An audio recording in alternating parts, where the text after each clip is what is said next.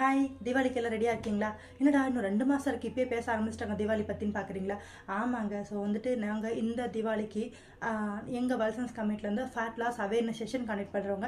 So இது வந்து பார்த்தீங்கன்னா ஆகஸ்ட் 1 செப்டம்பர் 30 வரையும் இந்த சேலஞ்ச் இருக்க போது. ஸோ ப்ராப்பராக வந்து 60 நாள் இருக்க போது. இந்த 60 நாள் நீங்கள் ப்ராப்பர் டயட் பண்ணிங்கன்னா கண்டிப்பாக 10லேருந்து 12 கேஜி கண்டிப்பாக நீங்கள் லூஸ் பண்ணுவீங்க.